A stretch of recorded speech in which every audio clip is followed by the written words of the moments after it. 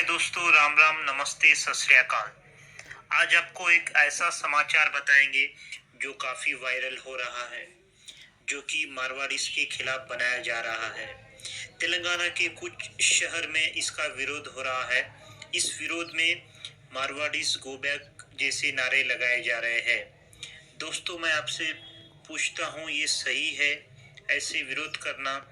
दोस्तों, ये वीडियो इतना फैलाओ कि हर एक इंसान तक जा सके। अगर आपने अभी तक चैनल को सब्सक्राइब नहीं किया तो प्लीज सब्सक्राइब करिएगा। अब आपको असली सच्चाई बताते हैं, ये झगड़ा कैसे स्टार्ट हुआ।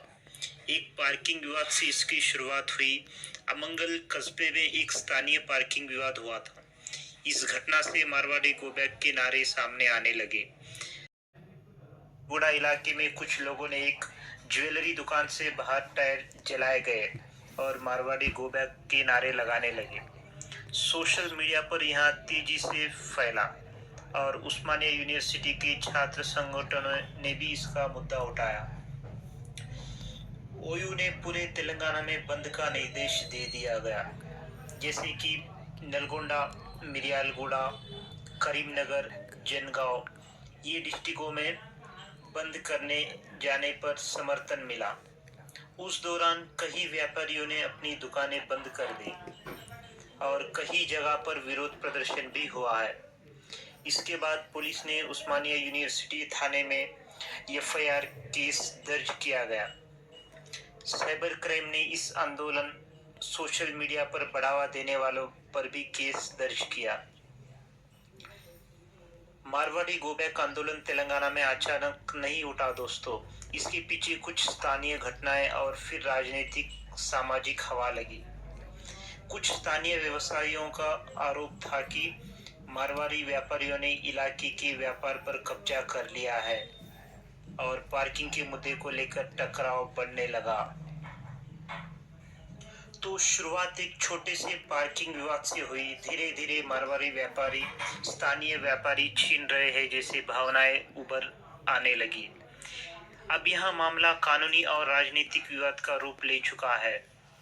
जैसे कि union home minister Bandi Sanjay Kumar ने इस आंदोलन की कड़ी निंदा की और कहा उन्होंने इस हिंदू समुदाय को विभाजित करने का राजनीतिक षड्यंत्र बताया है उन्होंने।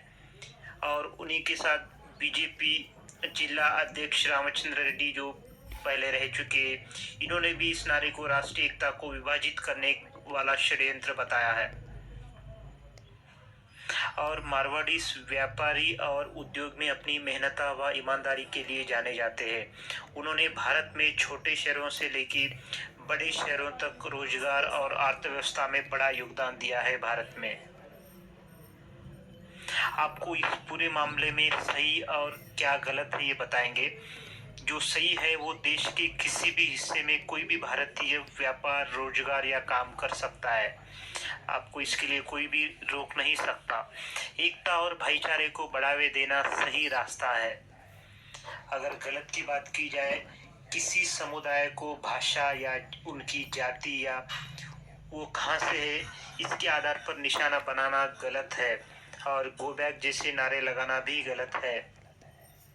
अगर कानूनी दृष्टि से देखा जाए तो मारवाड़ी गो बैक या किसी भी समुदाय को बाहर भगाने वाला नारा गलत और दंडनीय अपराध है। भारत का संविधान हर नागरिक को स्वतंत्रता और सुरक्षा देता है और ऐसे नारे उस पर चोट पहुंचाते हैं। और भारत में कोई भी इंसान कहीं पर भी रह सकता है और कहीं पर भी काम कर सकता है। इसको कोई इंसान रोक नहीं सकता। धारा 153 धर्म, भाषा, जाति, जन्मस्थान आदि के आधार पर दो समुदाय में नफरत फैलाने वाले बयान, नारे अपराध है। धारा 295 किसी वर्ग की भावनाओं को जानबूझकर आहत करना दंडनीय होता है। अगर धारा 504 की बात की जाए, अगर जानबूझकर अपमान करना ताकि शांति भंग हो। धारा 505 अफवाह या बयान जो समुदाय में नफरत या डर फैलाता है उसको 3 साल तक की कैद या जुर्माना हो सकता है। अगर यह कृपया हिंसा भड़काए तो और भी कठोर धाराएं लग सकती है। और इस मामले में माधवी लता ने भी कहा है कि मारवाड़ी गो बैक अभियान का राजनीतिक उद्देश्यों के लिए इस्तेमाल हो रहा है। और इसी के साथ राजा सिंह ने भी कहा है कि मारवाड़ी समुदाय जो गुजरातियों और राजस्थानी लोगों के साथ तेलंगाना की अर्थव्यवस्था और जीडीपी को मजबूत करने में हमारे महत्वपूर्ण स्तंभों में से एक रहा है। मारवाड़ी समुदाय को बदनाम करने की कोशिश करने वालों को हम जेल भेजेंगे, ये कहा है राजा सिंह ने। दोस्तों, अगर आपको कुछ कहना है इस मामले में तो आप एक कमेंट कर सकते हो इस वीडियो के नीचे। ठीक है, धन्यवाद।